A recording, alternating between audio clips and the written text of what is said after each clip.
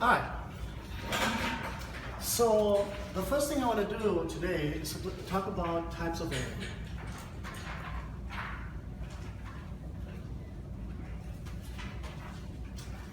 And when we talk about error in an experiment, there's two major types of errors. Something called a systematic error, and then there's something called the random error. And I'll talk about both of those things in a second. Now, let me give you an idea what I mean by systematic.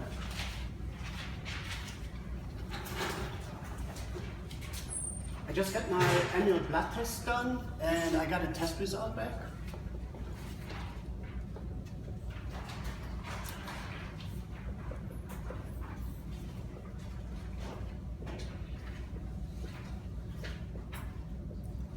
And when I got my test result back, one of the tests was really interesting because it said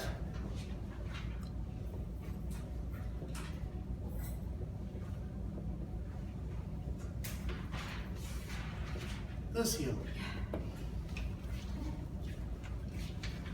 So according to the test I took, I'm pregnant.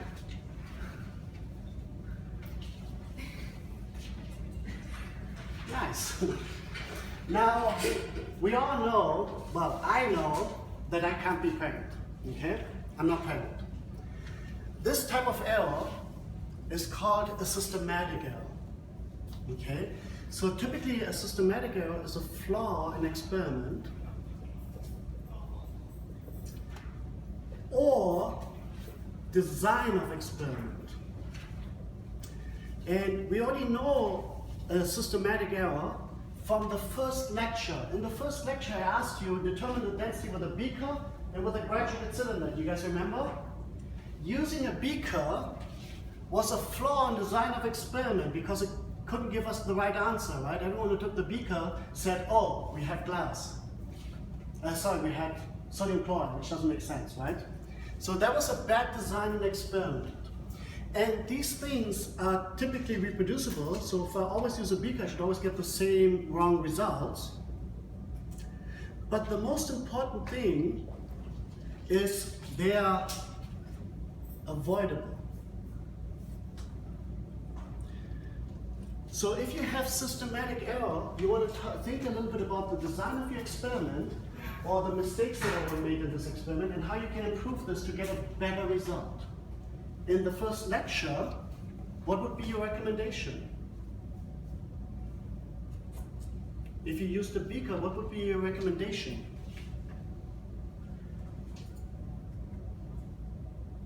To get better results?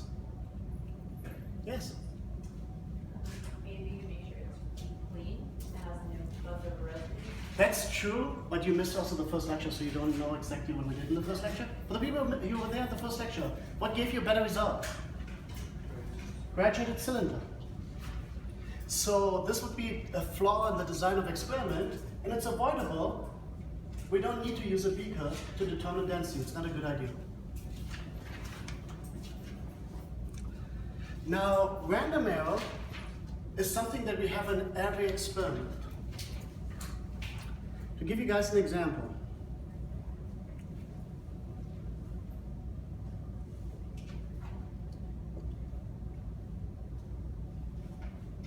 if this is the water level and you read the water level, you want to be on eyesight. If you are not on eyesight or eye level of the meniscus, so if you're higher or lower, what type of error will this be? Systematic, right? Because you can avoid this and that's not what you should do. But if you measure this volume and you're on the level of the meniscus with your eyes, what would be the volume? Well, some person would say 6.17 milliliters, another will say 6.18 milliliters, maybe someone will say 6.16 milliliters. There's a variation in measurement which comes from guessing one decimal. Right?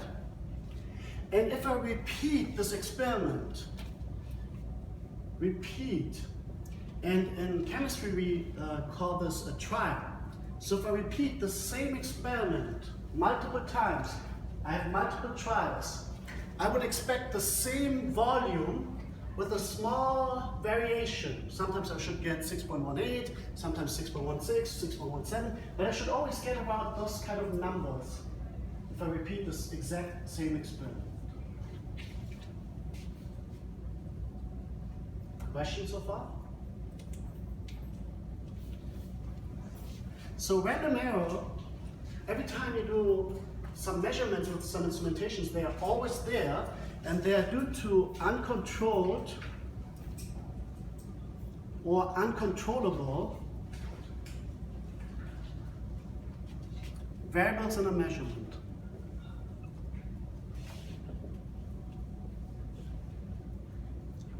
For example,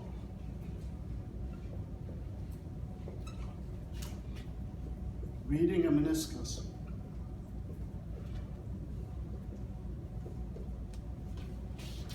And these random errors are unavoidable.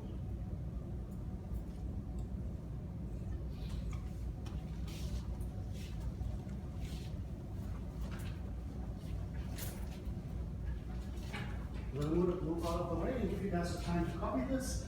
If you've got some questions, please ask a question right now.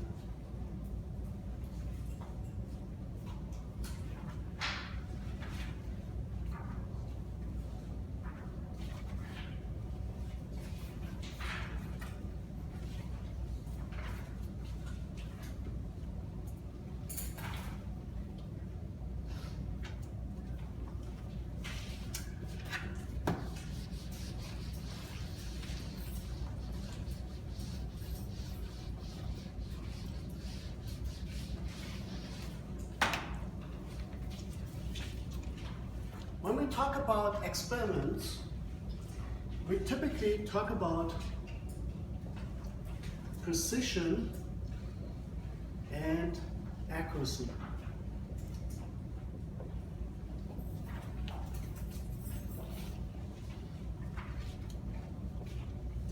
And this precision and accuracy is a form of data analysis based on statistics. So I'm going to put statistics here in brackets. So I do some experiments. I want to do some data analysis of the experiments. And I want to talk about how precise my experiment and how accurate is my experiment. Let's talk about precision first.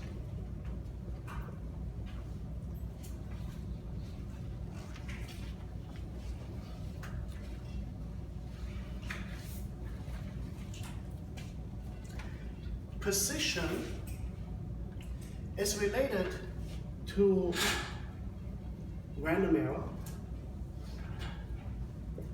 and precision has something to do if I do repeated trials. So I do the same thing over and over. I take my test tube, pour it in a 10 milliliter graduated cylinder, measure the volume, clean up everything, redo this experiment, second trial. Clean up everything, redo this experiment, third trial, and so on.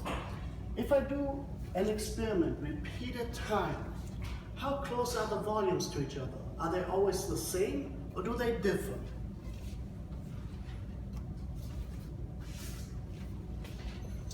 Now, precision, statistically, is measured with something called standard deviation.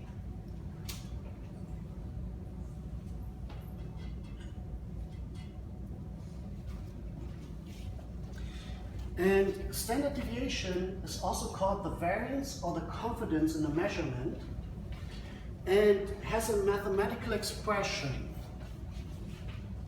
There's this one here, sigma, which is the square root of 1 over n times the sum over all trials of xi minus x bar squared, where xi is the individual measurement and x bar is the average. And yes, I'll walk you through how to calculate this and what the individual pieces mean in a second, but this is the overall equation. Again, n is the number of trials. Or there's this equation S for variance or standard deviation. And when you think S, you think about sample And that equation is the same equation, except instead of dividing by n, you divide by n minus 1.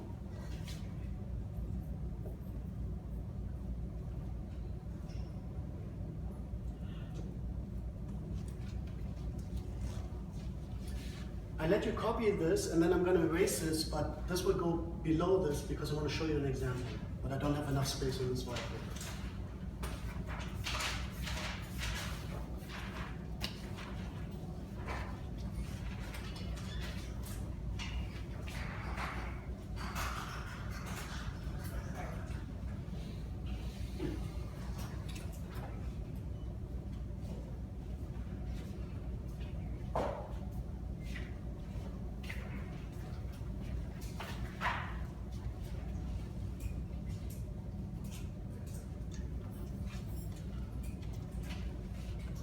Let's give an example. Let's say I have three measurements: 6.22 milliliter, 6.32 milliliters, and 6.23 milliliters. So this is 3 trials. So I did 3 times the same experiment, and here are the volumes that I recorded. Now I'm going to show you how to calculate the standard deviation, and then I'm going to explain to you the meaning of what this means in terms of the experiment. But let me walk you first through the calculation. So the first thing we're going to do is calculate the average. And in this case, that would be the average volume.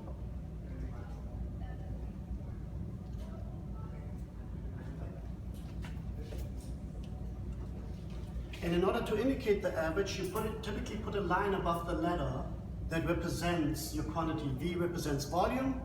This line means the average. Well, in this case, what would the average volume be? Does anyone know how we calculate the average volume? 6.26. And what did you want to say? To add the numbers to 3. That's correct. So I'm going to add, both of you are right. So you're going to add the 3 numbers.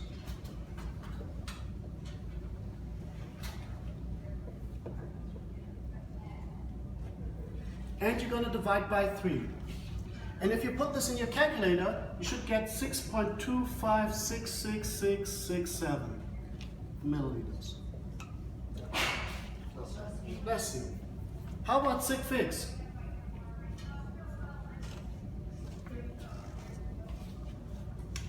Who said 3? How many people agree it should be 3 sig figs? Doesn't 3 have only 1 sig fig? Isn't this 1 sig fig and this is 3 sig figs?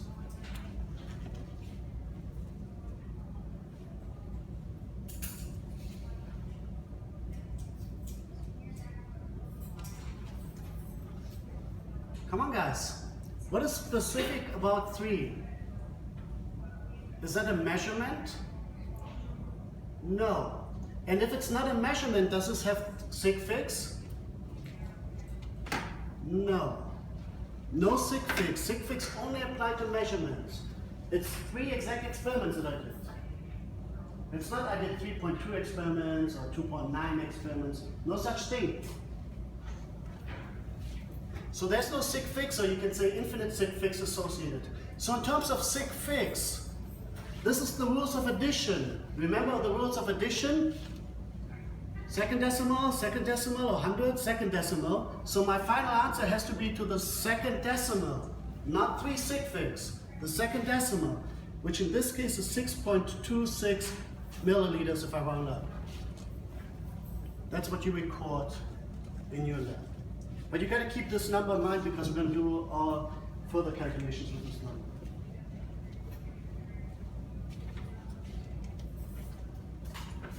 Yeah?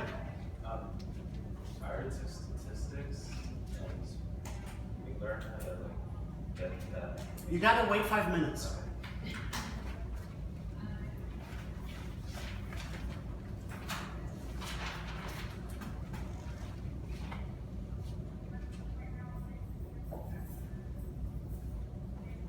All right, so now I get the average, and now I want to calculate what we call the absolute standard deviation, and I'm only going to refer to this as ASD, absolute standard deviation. So how do I go get the ASD? Sigma, this would be 15 trials or more, is used for a lot of trials, and S is for less than 15 trials. So you have a small sample size. And again, this was the square root of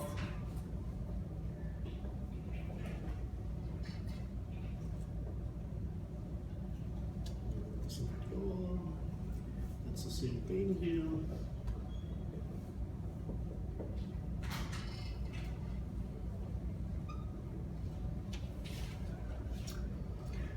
All right, let's calculate sigma first, by hand. Well, X bar is the average volume, which we calculated as 6.2566667. So this number here is the average volume. N, does anyone know how many trials we have?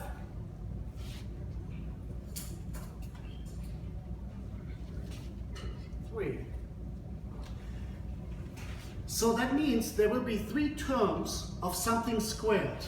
So I'm going to get something that is the square root of dividing by 3, and then there's 3 terms squared. The question is, what are the 3 terms? Well, one term is clear, minus the average, which is 6.26. And I'm going to be lazy, I'm not writing the units, but in order to make this right, and if you have more space, write the units. So there's 3 numbers here, 6.26, 6.26. The question is, what are the individual xi? Well, those are the individual volumes. And what were the numbers for xi? 6.22, 6.32, and 6.23. So these 3 numbers here have to be substituted into these 3 spaces.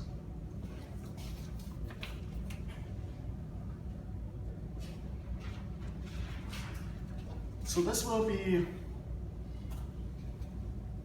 6.22, this will be 6.32, and this will be 6.23.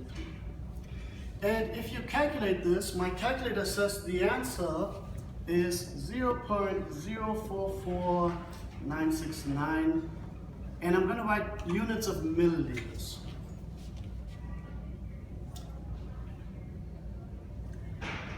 If I do the same thing by hand, and I get the same 3 terms here, but instead of 3, it's a 3 minus 1, so I'm dividing by 2.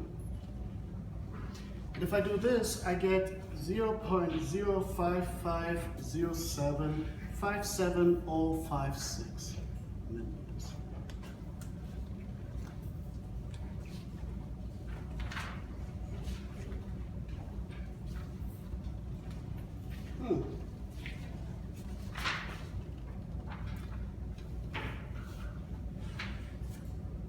Now, doing this by hand is tedious.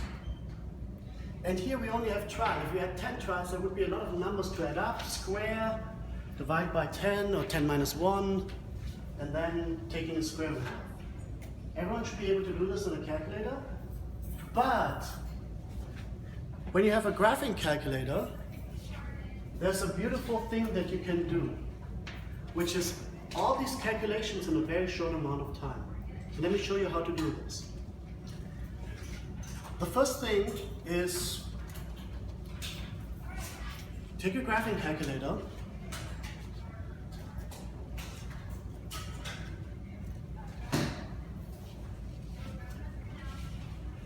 so in my graphing calculator, and press the button Stat and then Edit. And then in L1, put the three numbers, 6.22, 6.32, and 6.23. So make sure you have a list in your graphing calculator. So I'm going to press Stat, which shows me kind of like a menu with three columns, and Edit is typically the first one. It's a little bit different between different graph calculators, but Stat, Edit, and then you should see lists. Pick a list like L1 and add the three numbers.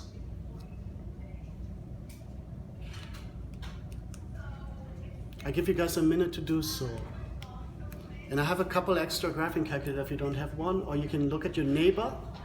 If you don't have one, sit with someone that has a graphing calculator and look over their shoulder. Yeah, look over their shoulder. Does everyone have a list? Yes? Everyone has a list? Now, once you have the list, press Stat, Calc, and then the one variable. So Stat, you have to use the arrow to go to the field of Calc, and then the one variable Stats. So again, show this on the video, you press Stat, then you go one over to Calc, and one variable here for me is the first entry. And you press Enter. Once you press Enter, you should see a new field that popped up. Did that happen for you guys? In mine it says List, Freq List, and Calculate. It might say a little bit different things for you. Now make sure that you have L1 and just press Enter, Enter, Enter, Enter.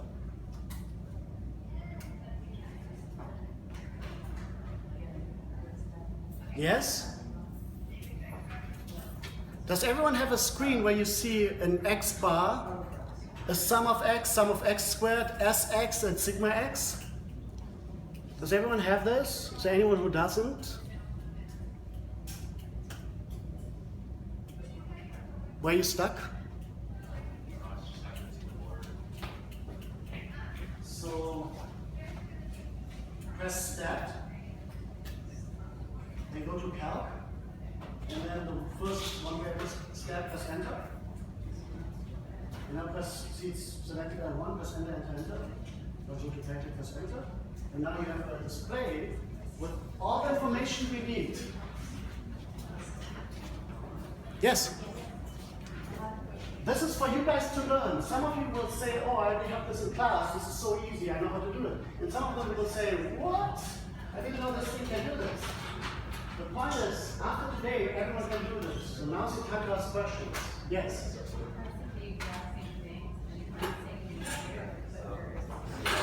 That's fine.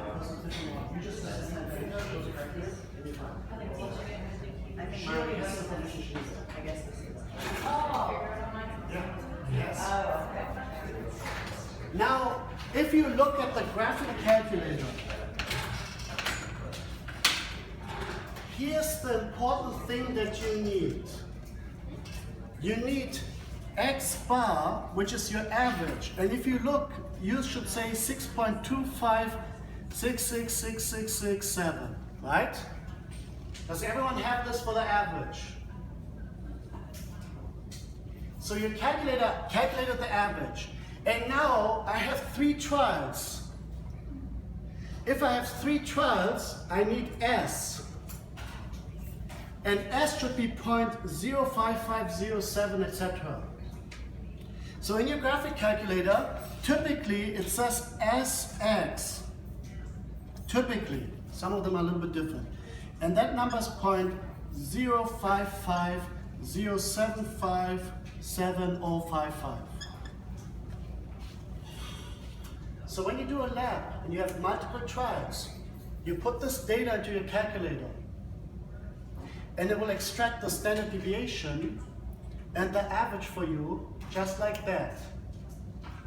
Now in your lab, you need to write down the general equations that you used, and when you extract this information, you can say done with graphing calculator. But you still need to show me the general equation so that I know that you know what you're doing.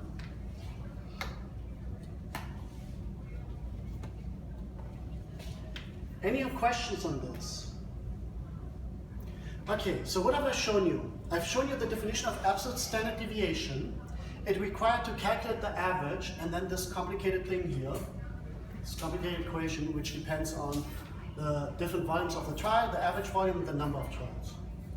I've told you that we want to look at the standard deviation for small sample size, less than 15 trials, which in this case should be, if you do it by hand, 0.055075, etc. If you do it with a graphing calculator, you just extract those two pieces of information, the average and the standard deviation. So this is my absolute standard deviation. Now,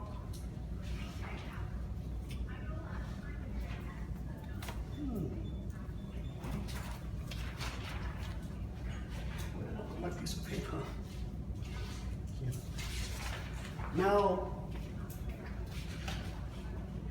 how do I report this average volume and the standard deviation in my lab notebook? I'm going to leave the result up here.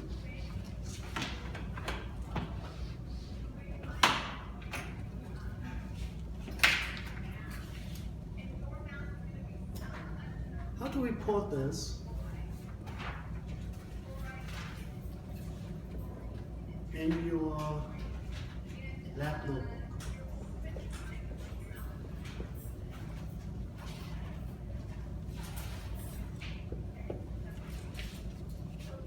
So first of all, I would always copy down those numbers in my lab notebook because then you have the full numbers which you need for your calculations. But in order to report this, you would write the average volume in the 10 ml graduated cylinder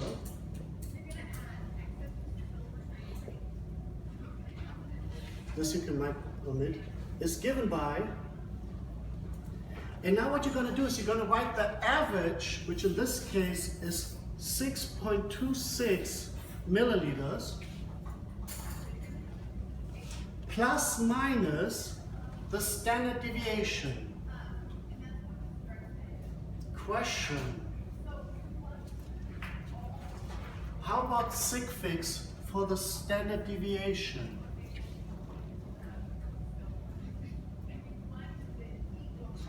Should I write plus minus 0.055075? The answer is no. How about sig fix? Does anyone know? The same as? So 3 sig fix here, 3 sig fix here? No. What is the rule here? Addition, subtraction. How does the rule of addition, subtraction go? This is to the hundredths or the second decimal. So my standard deviation has to be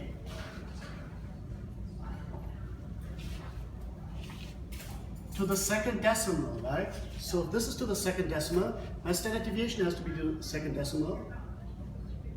So I would record my average volume is 6.26 plus minus 0.06 milliliters.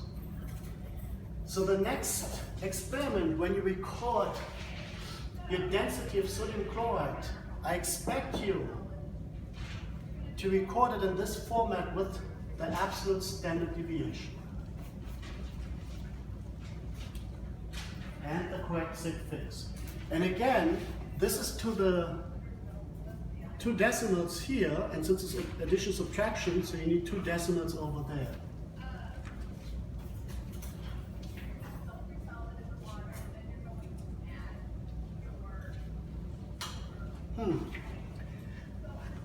Let me ask you guys, do you feel that this was a precise measurement? My volume is 6.26 plus minus 0.06, so it's anywhere between 6.20 and 6.32. Do you guys feel that this is a precise measurement?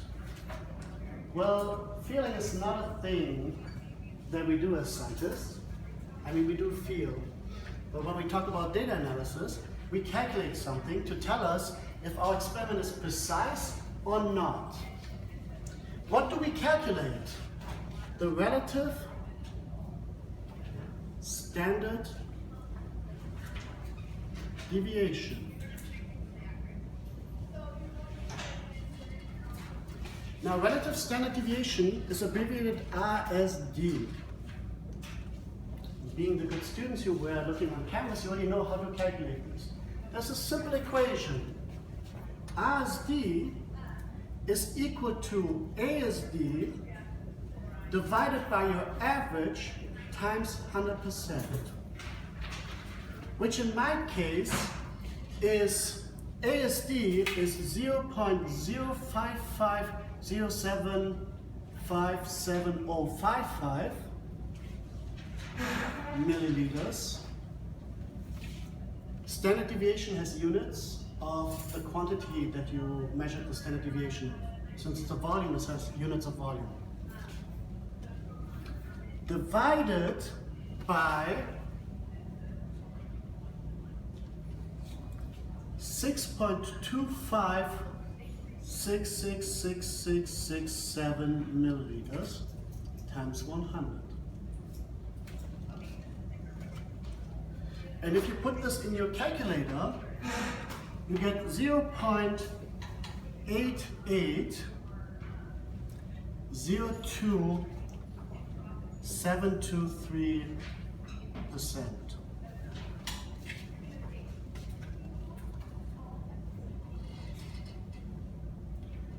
Now the fun part, when I record RSD, I need to record it with the correct sig fix. Remember, this one to the second decimal, so the bottom has 3 sig figs. This one to the second decimal, so the standard deviation has how many sig figs? If I look at 0.06, how many sig figs is that number? 1, because the zeros to the left do not count. So this is 1 sig fig. 1 sig fig divided by 3 sig figs requires me to express my answer in how many sig figs? 1 sig fig. So this in 1 sig fig would be 0.9%.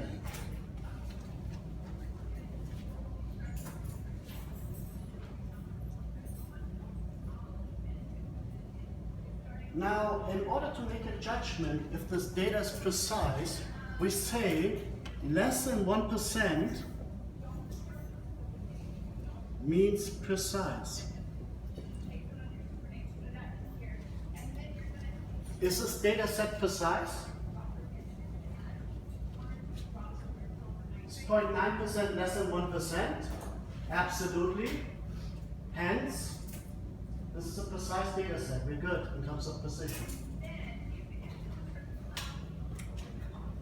We are consistently measuring the same volume, and even though the volumes are different, statistically, in terms of precision, statistically this is significant. We are measuring the same volume statistically.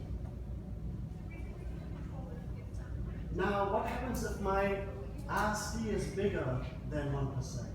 Well, if it's bigger than 1%, we're not precise. And my remedy to get more precise would be to do more trials. So do more trials until you get statistically also the same result. And then once your precision is less than 1%, you've done enough trials in the experiment, and that's considered good. Any questions so far?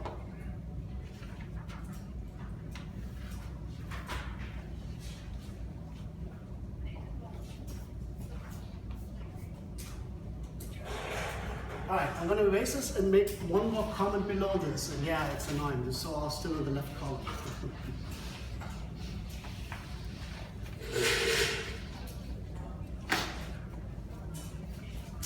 So precision in an experiment refers to how near each measurement is to each other.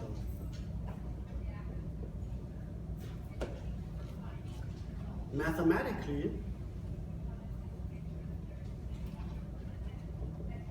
it is expressed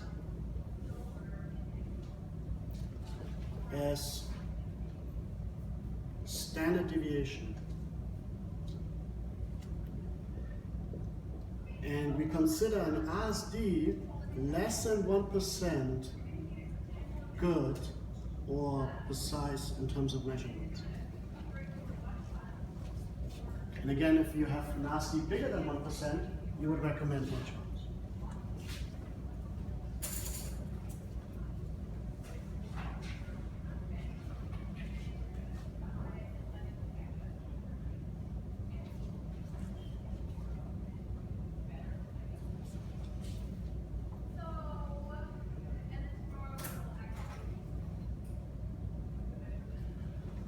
Now, everything I've shown you here, precision and this treatment of precision, is the treatment of random error. Things that are part of your experiment that are uncontrollable.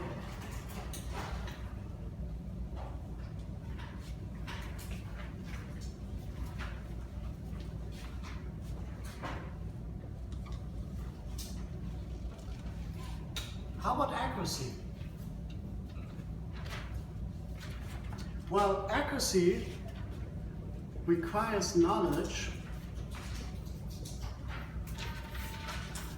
of the true value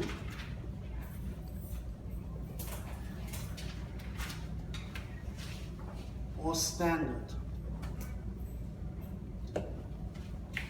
So to make sense of this, basically if you want to assess what the accuracy is of your data, you need to know what is the real value. And if you think back about the first lecture, we knew what the real material is, so we expected a specific density. For the volume measurements, in order to determine the accuracy, I need to tell you what is the true value.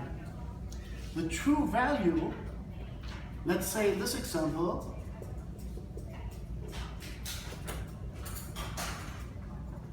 say that the true volume is equal to 6.23 milliliters.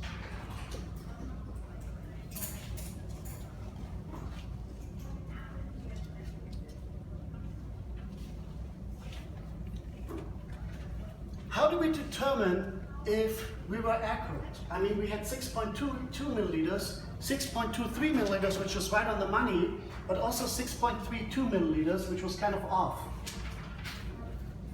How do I determine how my 3 experiments, how accurate they were? Was it very accurate? Was it right on the money, or was it pretty off, the true value? Well, mathematically,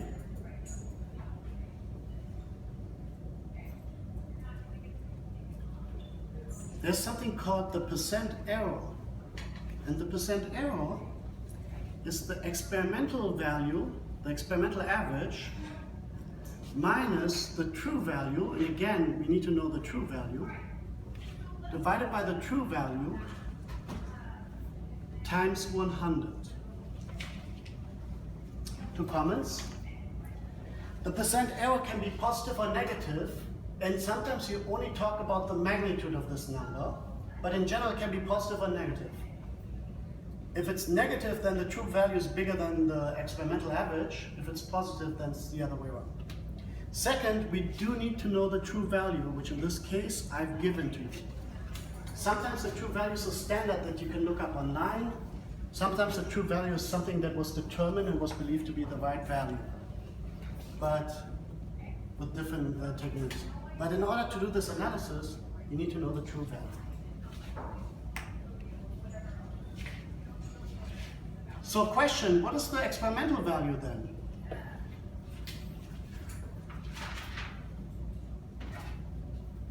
Do we know the experimental value? What is it? This one is the 6.2566667 milliliters. We determine it. It's the average of the volume of our trials. And then it's just a math problem. Substitute in 6.256667 milliliters minus 6.23 milliliters divided by 6.23 milliliters times 100. And now the only difficulty here is thinking about sig figs. So I'm going to do one step in between. If I subtract them,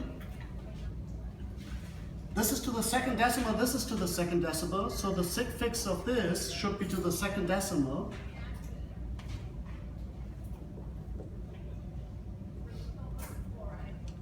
So I'm going to underline this to remind you of the sig fix.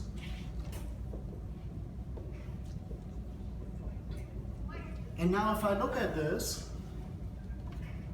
the top part is to the second decimal, so it has how many sig fix?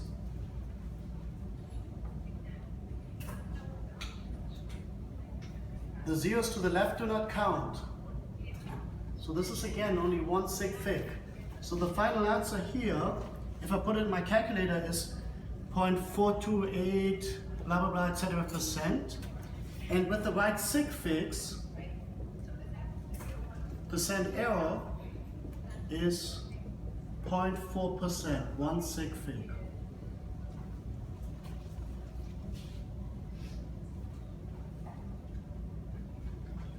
Great. Now, when do we say that this is good? Again, no feelings. There's a criteria. And the criteria, less than 3 to 5% is considered good. If you have more than 3 to 5%, well, what does accuracy relate to? If precision relates to random error, what does accuracy relate to? What type of error? There's only one left. Systematic. So if you get a percent error that is more than 3 to 5%, you need to really look at your experiment and say, there's some sort of systematic error in my experiment. I'm very off the true value, and I need to figure out what is the systematic error. This needs to be mentioned in your conclusion, and when you do the lab, you need to think about this. What is wrong here in performing the experiment or the design of the experiment that gives me such big errors that are away from the true value?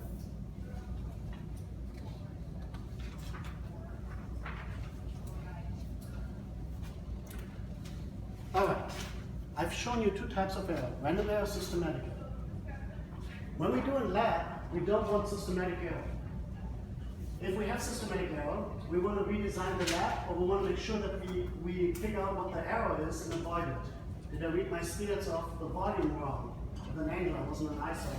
They used the wrong instrumentation, the wrong glassware. But if I have a percent error that is bigger than 3 to 5%, there's a systematic error in this experiment. And it's your job to figure out what that is. Random error, you should always talk about, because every time you do repeated trial, you have random error. There's nothing you can do to avoid it. And mathematically, we express the random error as standard deviation. If you have an experiment where the RSD is less than 1%, you did your due diligence, you did a good job in terms of precision. If it's more than 1%, you should do a couple more trials. Okay? Until your experiments are precise. Any questions about this? Lots of information. Huh? I'm going to give you guys one more tool before I let you guys work on the worksheet, because I've talked plenty. And that is a Q test. Now,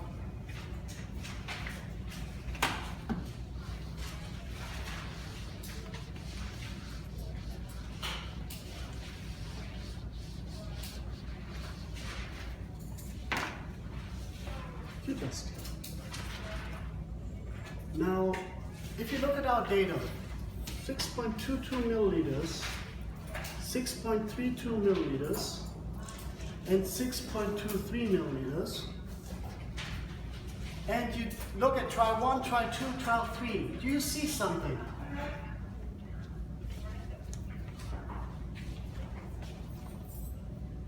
Is something striking to you here? It hasn't said anything yet to me. How do you feel about this data? Speak up. This looks weird, huh? Maybe wrong? I don't know. In science, we say this looks like an outlier. Now, as a student, you might say, hey, let me just erase this because 6.22, 6.23, that's awesome, they're about the same numbers. But as a scientist, I say that's a no-no. We don't do decisions based on feelings. We do decisions based on statistics. So is there a statistical tool in statistics? Is there a tool to tell me whether or not I keep this outlier or I get rid of it?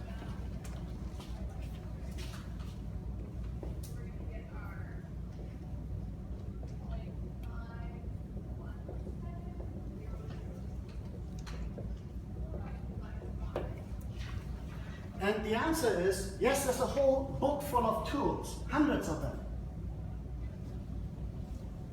But I'm going to teach you one tool.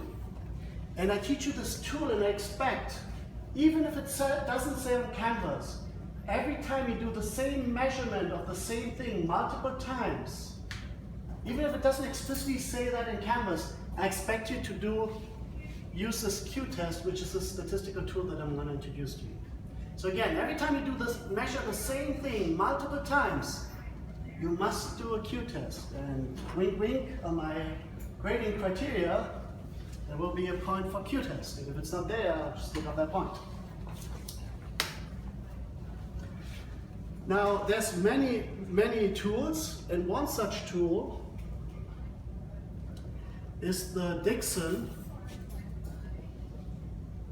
Q-test, or simply Q-test.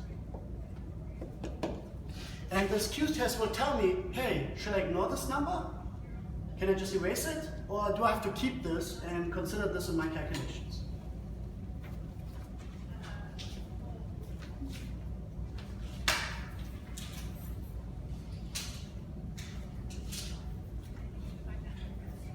Alrighty then. Please ask questions if you can't read anything or you're unsure about something. All right, so how do I do a Q-test?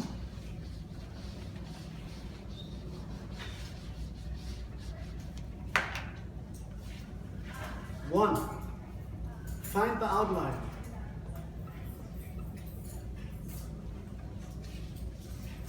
The outlier, well, in this example, would be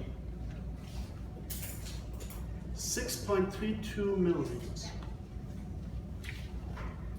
So find one data point that is a little bit different than the other data points.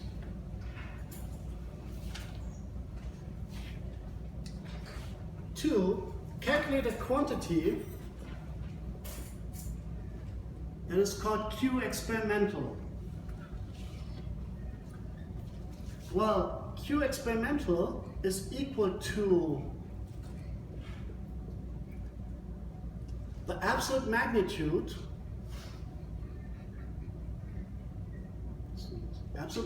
of, on the top, we're going to have the outlier minus the nearest neighbor divided by the range.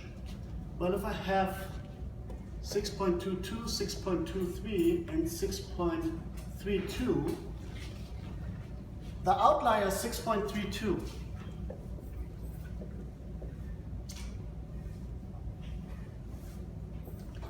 Question, what is the nearest neighbor? Well, that is the number that is closest in magnitude to this outlier. Can anyone tell me what the nearest neighbor should be in this data set? Please. Yeah, that's 6.23. And we're going to divide this by the range. The range is the maximum value minus the minimum value. What's the maximum value? Louder. 6.32. Yes, and what's the minimum value? 6.22. Yes. Put this number in your calculator. Don't worry about sig figs. What do you guys get?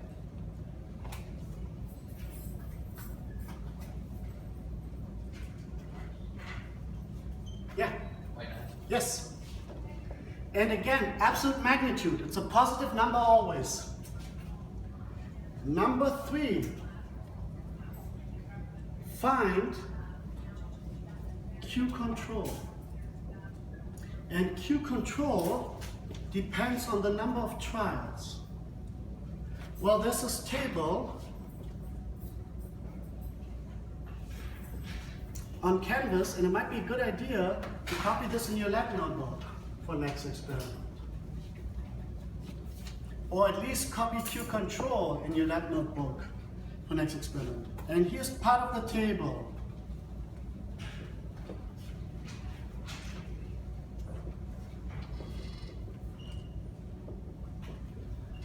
So this table relates the number of trials to what the Q control should be. Question: how many trials do I have?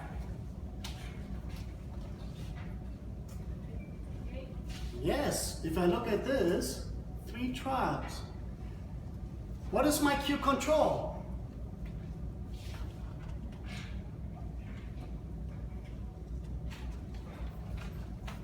What is Q control?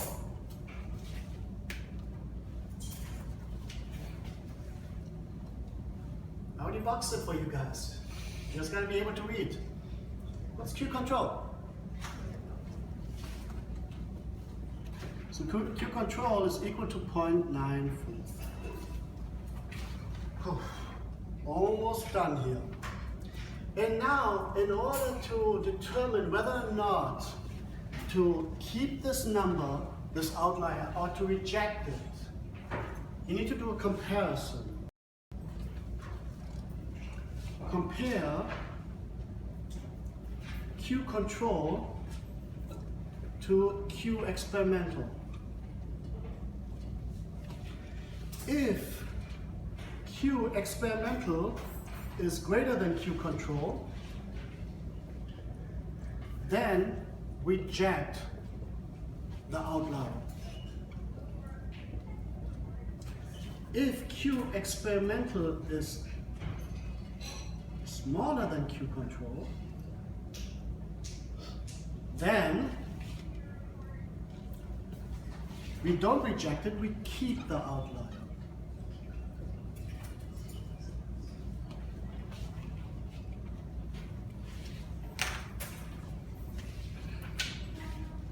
Here's Q control, here's Q experimental.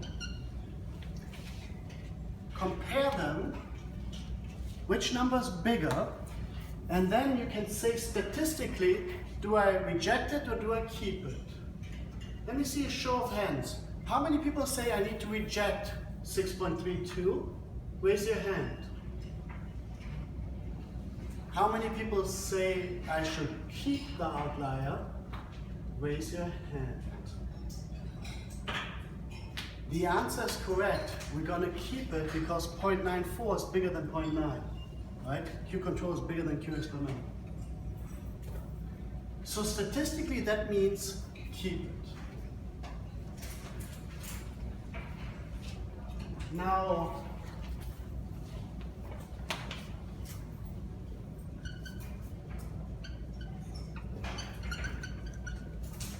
I want to make one comment for you guys in terms of data analysis.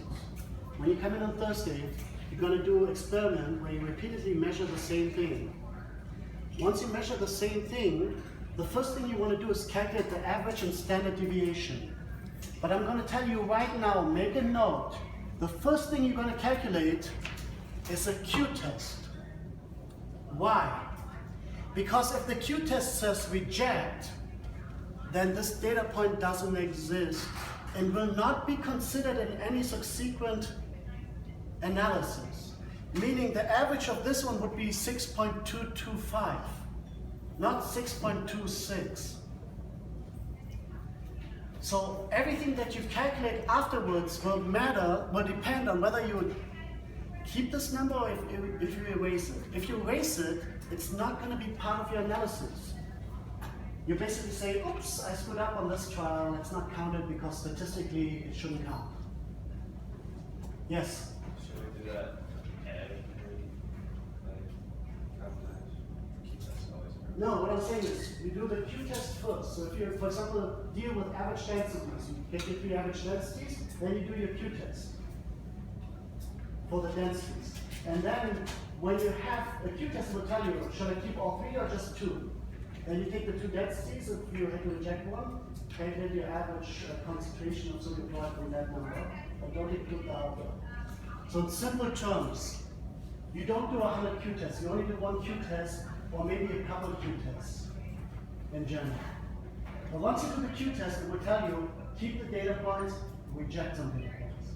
If you reject the data point, any kind of calculation that you need to do doesn't include that data point.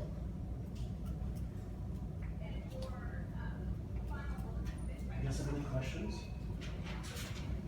I think I've talked plenty, and there's plenty to digest. Take this worksheet and work through the worksheet, except this straight line. And if you have time at the end, I'll walk you through the straight line. If not, I'll do that at the beginning.